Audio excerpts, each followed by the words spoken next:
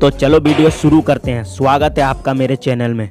The best top 5 monkey man. ये बात है साल 2001 की, जब गर्मियों के महीने में दिल्ली की गलियों में मंकी मैन का डर छाया था। तारीख थी 5 अप्रैल 2001। उत्तर प्रदेश के गाजियाबाद में गर्मियों का मौसम चल रहा था और उस जमाने में बिजली बहुत जाती थी, इसलिए बहुत से लोग रात में अपनी छत पर जाकर सोते थे। और ऐसे ही एक आदमी थे अनिल गोपाल, जो 5 अप्रैल की रात को अपनी छत पर सो रहे थे। हवा अच्छी चल रही थी तो इन्हें नींद भी अच्छी आई कि रात के 2 बजे अचानक इनकी नींद खुलती है। इन्हें पता चलता है कि इन पर हमला किया जा रहा है। इनके पैरों और हाथों पर काफी बड़ी बड़ी खरोच लगती हैं। नींद में ही ये किसी न किसी तरीके से अपने अटैकर से दूर हो जाते हैं, उसे भगा डालते हैं। लेकिन क्योंकि रात का समय था और अंधेरा बहुत ज्यादा था, इन्हें दिखाई नहीं दिया कि एक्चुअली इन पर किसने हमला किया था। इन्हें बस एक दूर अंधेरे में एक बंदर जैसी दिखने वाली चीज गायब होती हुई दिखी। क्या वो चीज थी, क्या वो क्रिएचर था जिसने इन पर हमला किया था, पता नहीं।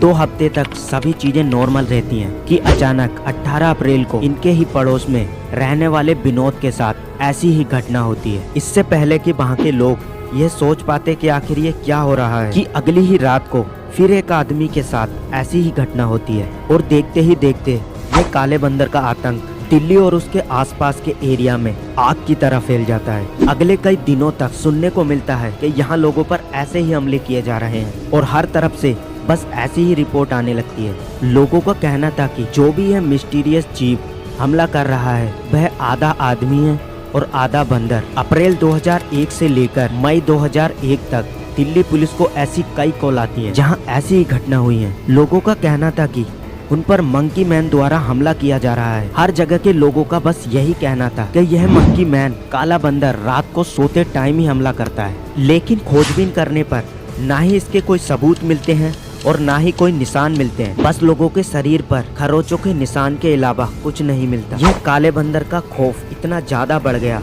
कि इस बीच लोग रात को पहरा देने लगे कि अगर कोई मंकी मैन आया तो हम उसको पकड़ लेंगे। और पुलिस भी इस मंकी मैन की घटनाओं से इतनी परेशान हो गई कि उन्होंने मंकी मैन को पकड़ने पर 50,000 तक का इनाम रखा। लेकिन फिर भी कुछ हाथ ना आया, बल्कि ऐसी घटनाएं सामने आई जिसमें बेकसूर लोगों की पिटाई हो गई, बल्कि कुछ लोगों को अपनी जान से हाथ धोना पड़ा। पुलिस को भी इस पर सख्त कार्रवाई करनी पड़ी। पुलिस ने आदेश जारी किए, अगर कोई ऐसी अफवाह फैलाएगा तो उस पर कार्रवाई की जाएगी। कई लोगों को पुलिस ने गिरफ्तार भी किया। पुलिस के छानबीन करने पर जितनी भी कॉल मंकी मैन द्वारा हमला करने की आई थी, उसमें से 90% कॉल फ्रॉड थी। लेकिन साइकोलॉजी के अकॉर्डिंग इन सारे इंसिडेंट्स को मास फिजिकोनिक इलनेस कहा जाता है। यह कोई बीमारी नहीं है, बल्कि इसमें कुछ ग्रुप के लोग कुछ मनगढ़ंत कहानियां बनाते हैं और ना होने वाली घटनाओं को सच मानने लगते हैं। तो इसके चलते ये एक फैक्ट घटना थी जिसमें लोगों द्वारा अफवाहें फैलाई गई थी। लेकिन अब आपके मन में